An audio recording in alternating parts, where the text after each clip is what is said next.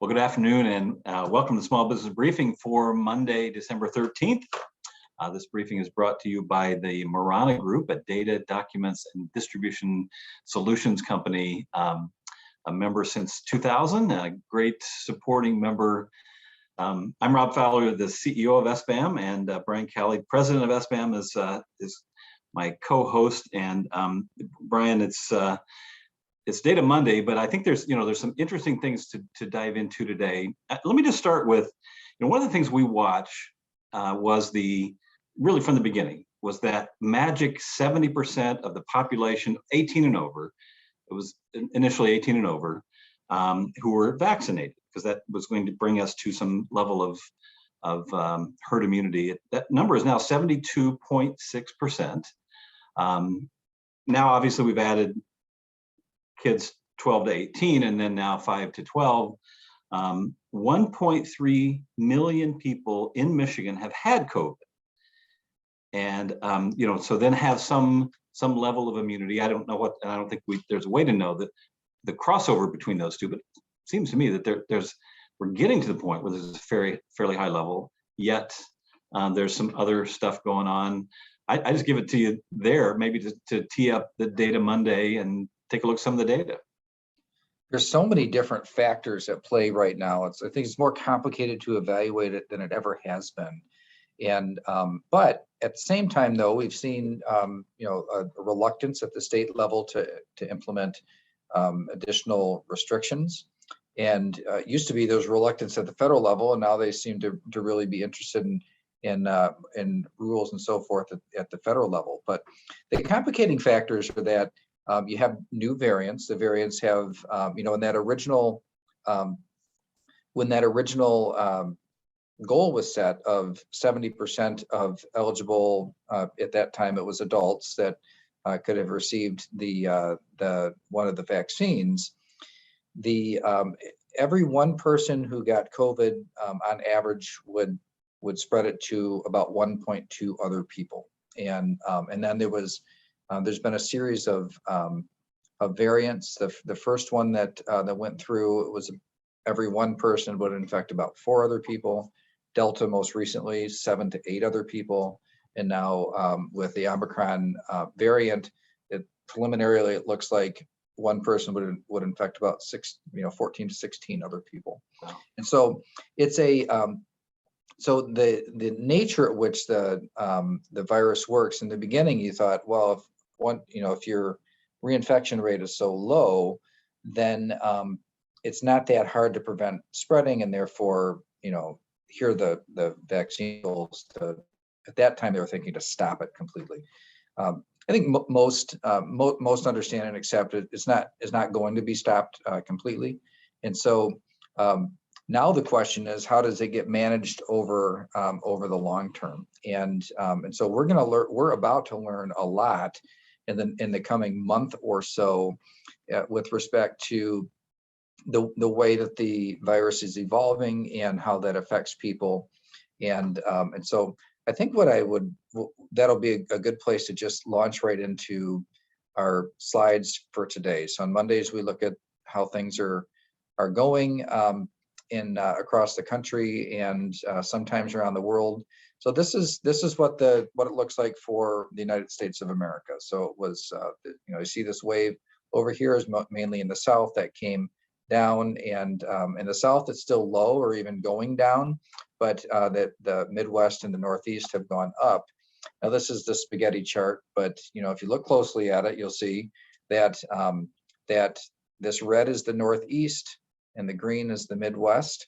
So those are the two high areas. New Hampshire still, as of Friday anyway, was number one. They had been there for a couple of weeks now, but Michigan's still very high. But keep in mind, this is infection rate over time. We look, hospitalizations are going to be the main thing that we look at. Here's the heat map by county, and so this is, I think, a more clear way than the previous slide to see that. Yeah, I mean, you're looking at the Northeast and you're looking at the Midwest.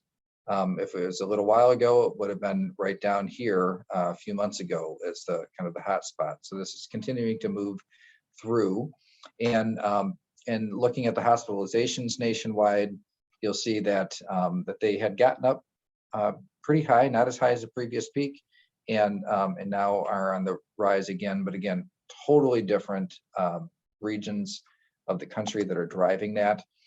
Let's take a look at the vaccination rates for the country as a whole. So this is the United States of America. You know, there are different ways of looking at this, but for comparison's sake, I want you to just kind of remember this one right here. So at least one dose, all ages, as kind of a basis of comparison with other places. The United States is 72% that have at least started the process, again, of all ages. And actually, you know, not doing too bad down here, but still the risks, you look at the data, the risks really start about age 50 to 65, but in America, our culture is to look at things at 65 and up. Also, a new thing that is now tracked is both infection rates, and also the most severe cases in terms of vaccination versus unvaccinated. This will change dramatically, likely with the Omicron variant, but you know, most of our experience in this country right now is Delta, and so you'll see that in terms of just infection rates, that unvaccinated about 5 times as high as fully vaccinated. So remember, Delta is still can break through vaccine immunity, and then in terms of deaths in the most severe cases, that's where you see the vaccines making the biggest difference. So about 13 times is high with unvaccinated, and then the hospitalizations in between those, but a little closer to this chart here. So, and then looking at the country, you'll see that again, deaths didn't get as high as it did previously, and it's also, but it is on the rise and driven by the Northeast and the Midwest at the moment.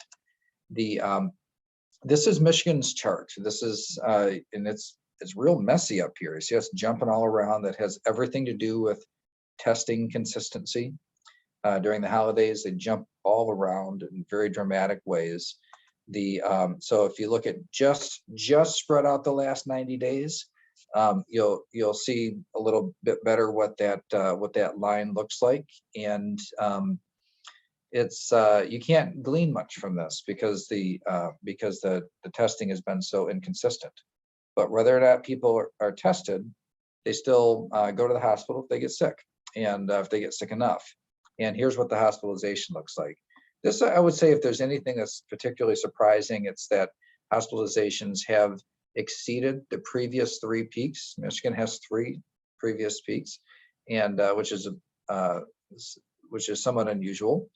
But you know, I mean, even though we're thinking of these things like 4,000 people hospitalized at any given time, you know, 4,400 or so.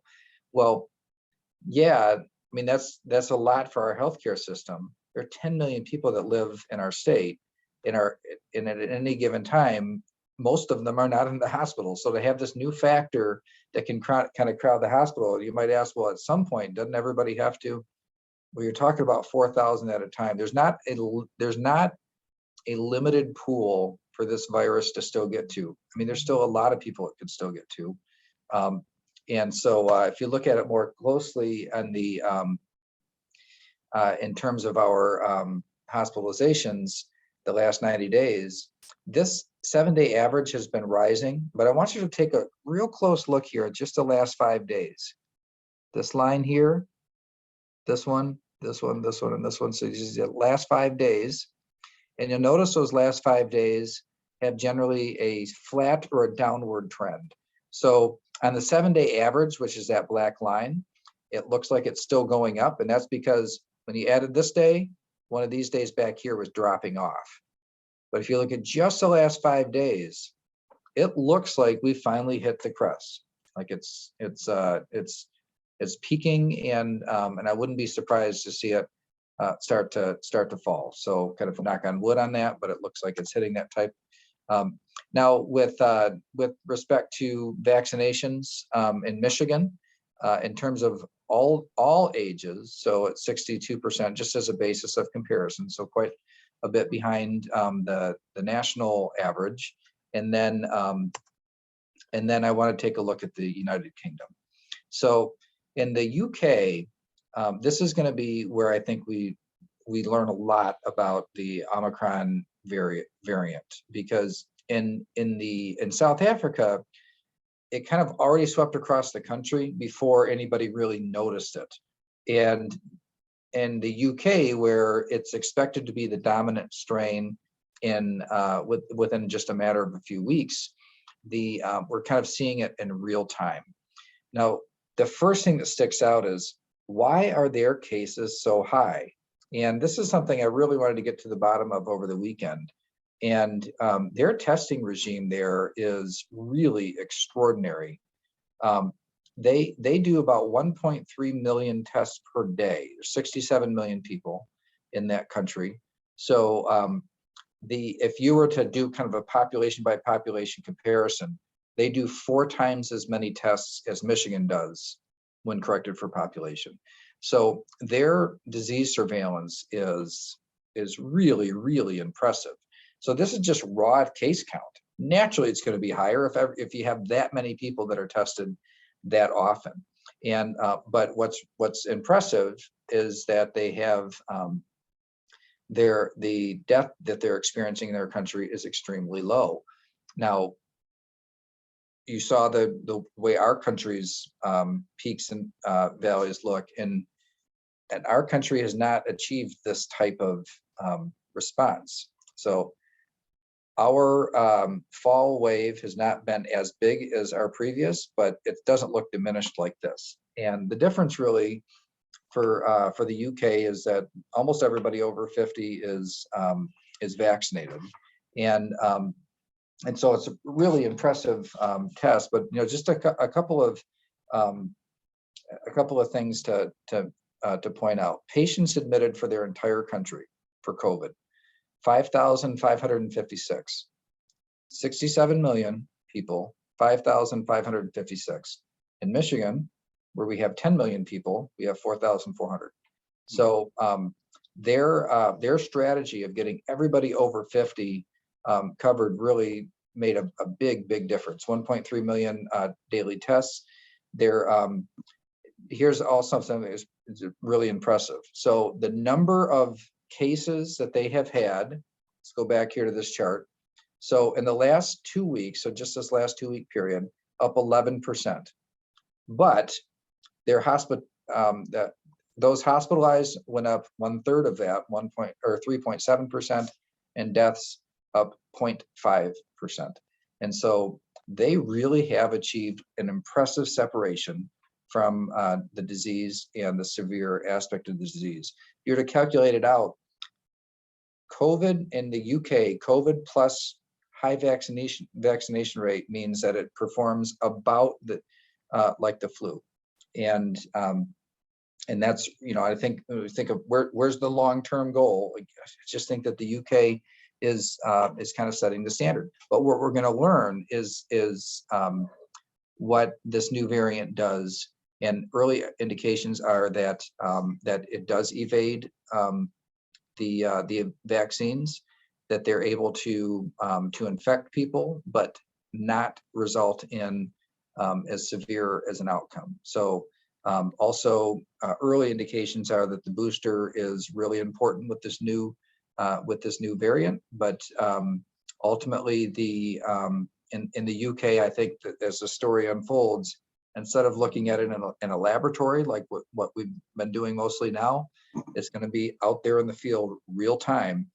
In the UK, by the way, about 40% of the population has boosters. So how the variant performs versus the vaccine performance in the next several weeks, I think is going to be, we're going to have so much more information because of that, and that will inform, you can bet it'll inform policymakers here.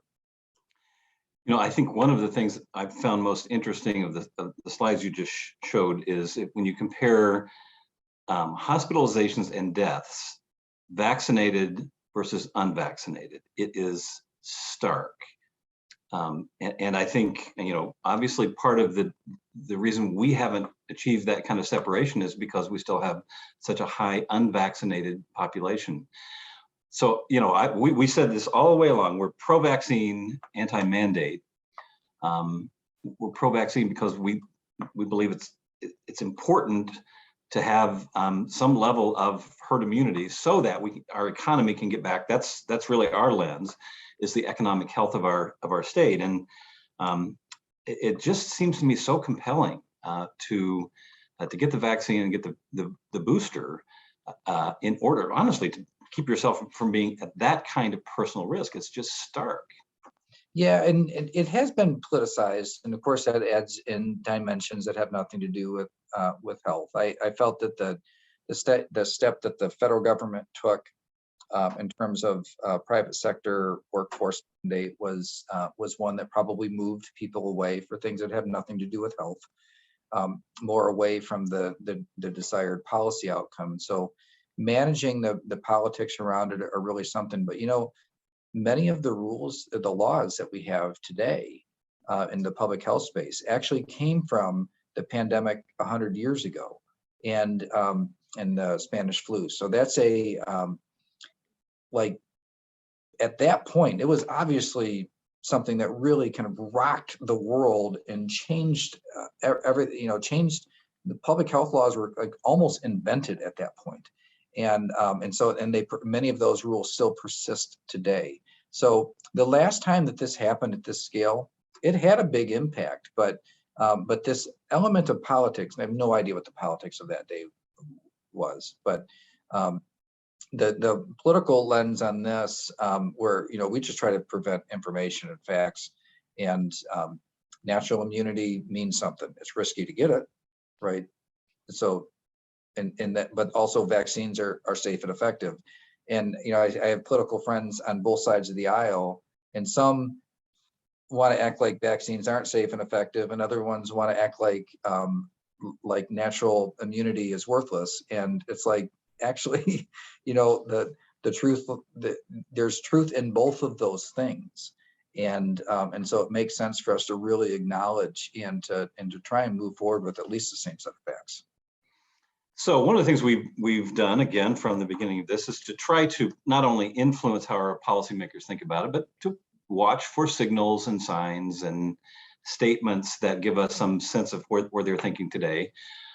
Recently, Elizabeth Hertel, who's the head of the Michigan Department of Health and Human Services, made some public comments that I think give us another one of those signals. You might recall that the governor said last week that she didn't. That she had some issues with the mandate as it pertained to applying to state employees and losing employees, and previously had resisted adding restrictions like 2020. But remember that it's the public health director that has the ability to declare a public health emergency, not the governor. And so the governor's power to do what she did in 2020 doesn't exist anymore. That was declared unconstitutional.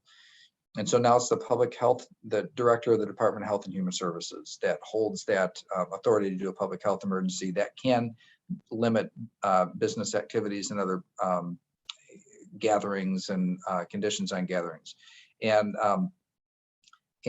she was asked very directly, bluntly, by media last week when she was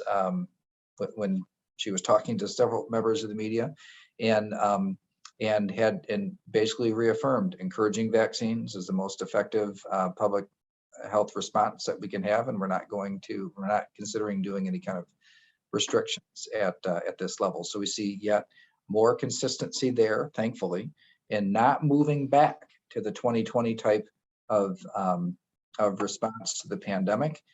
Ironically, it used to be that we were most concerned about what the state was doing, and the feds seemed like they're in a pretty good position. Now it's kind of the opposite. The state seems to be kind of moved off any inclination at all of doing additional state-based restrictions, and the feds are going to the mat in the courts to defend the vaccine and testing mandates. All right. So one of the other impacts we've been watching of this whole thing has been, the labor force, the labor shortage, attributed at least in part, but it was a tight labor force before the pandemic came along.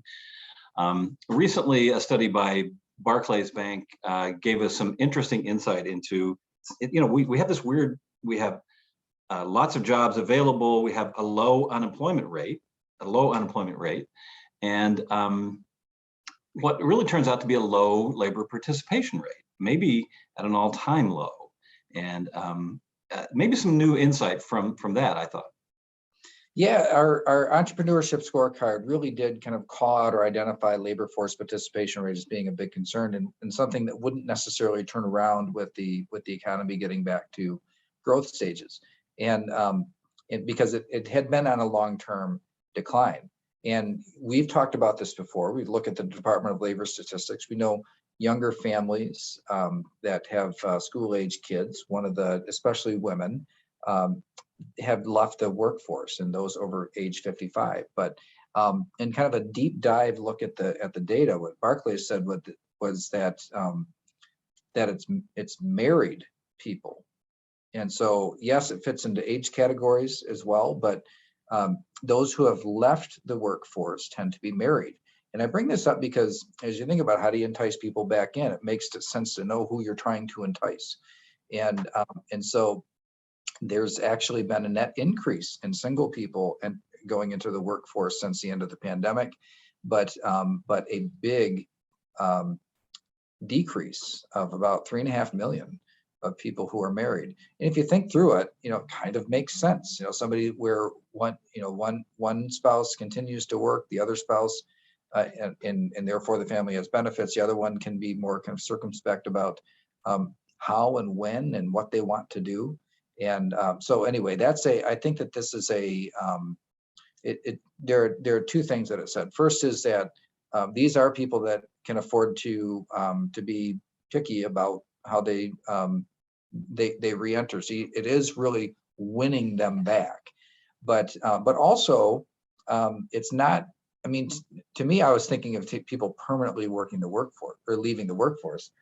I don't. I mean, when I looked at this, what it told me was that these are probably people that can just reevaluating and can simply afford to choose the time and place and the way of the reentry, and just decided they don't want to do what they were doing before. So in other words, I think it's not so hopeless that they can be won back into the workforce. It's just going to be a different process. So we learn more all the time, but just a new way of looking at it. I was looking at it in terms of ages, but really kind of that social connection looks like it's an even more descriptive attribute of a person who has decided to leave the workforce.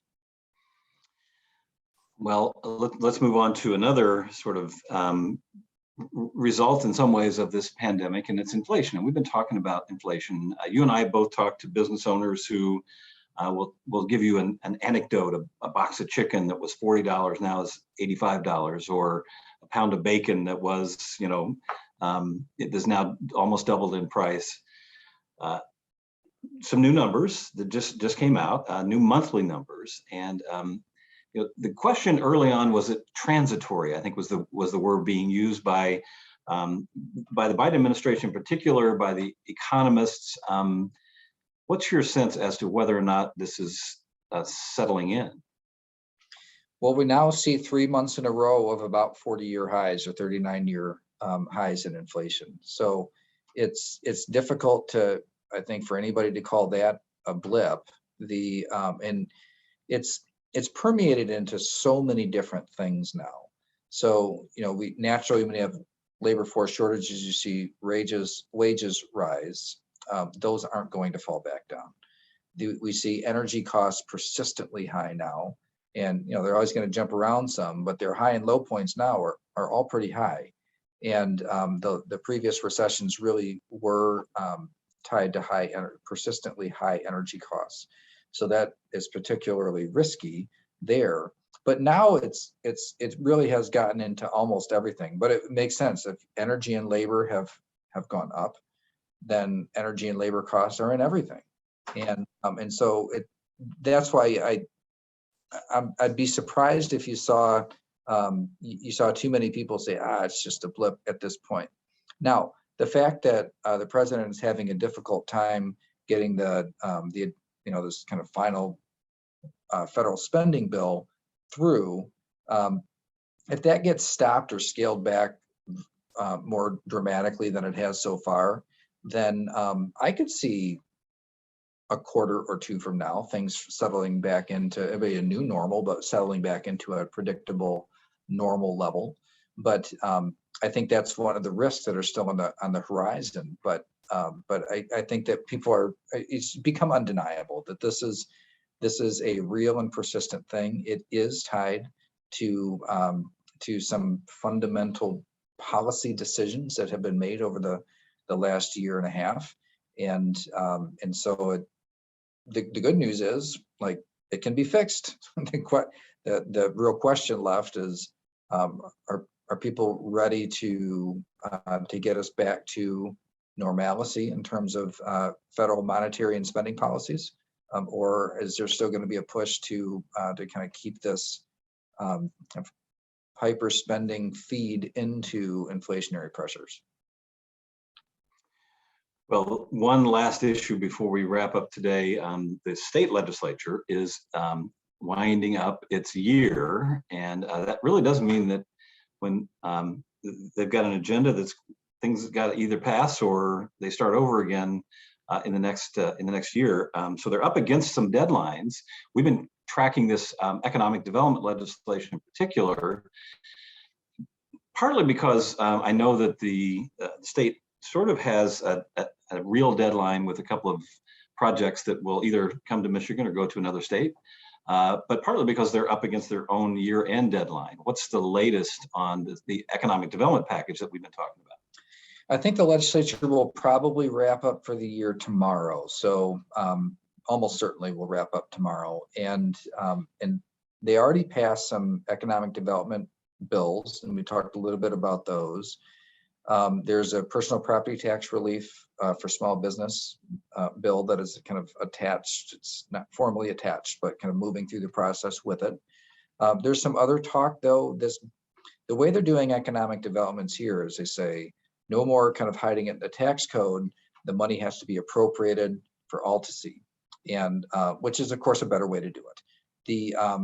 And that is, so how much that will be, that's yet to be determined. And if there are some other small business supports that are added into that. So there's been some rumbling around town that there are some additional things that might be more relevant to small business compared to these kind of, mega landed a new GM plant has been in the news. It's kind of speculation, but it seems to be kind of an open secret because it's been talked about so widely now and even covered in the media pretty widely over the weekend that's at least one of the deals that they're going after. But if we look back, there are a lot of things that businesses faced as a result of the state decisions in managing the pandemic that it would make sense to revisit now. As long as the state is going to be helping the big ones, then they could really go back and make up for some of what's happened to the small businesses. And so I think I'm pretty sure that there's going to be some good steps forward for small business support that pass kind of alongside of the bigger incentive bills. We had I don't know about you, but for me, a nerve-wracking interview last Thursday with Representative Callie, your wife. I was afraid you're going to screw that up, and I had sweaty palms for you. So she was awesome, and another state representative, Callie, who's very supportive of small businesses. But she gave us some insight into at least one thing that's on the table, and it's the personal property tax exemption for small businesses. Right now, if you have for commercial personal property, so this would be commercial equipment. It might be your desks and chairs and furniture, your computer equipment, servers, but you pay property tax and all that stuff. Right now, there's an exemption of $80,000. So on your parcel, if it's $80,000 or less, you're exempt from the personal property tax. And the bill that passed in the House would take that to 160,000 in personal property. So that would cover a lot of small businesses and a lot of additional small businesses. There's even some talk, there's some that are proposing maybe make that exemption a little higher. So, it's kind of an open question yet, but I feel very good that at least doubling the exemption is going to be a part of this deal. All right, we'll keep our eye on it and continue to report back, most likely on Thursday, because if the legislature is finished, we'll know the answer to this question. Well, thanks for joining us today. We appreciate you being with us as always. We'll be back here on Thursday at 3 o'clock. Just remember, as this season continues, to shop small. All season long. We'll see you on Thursday.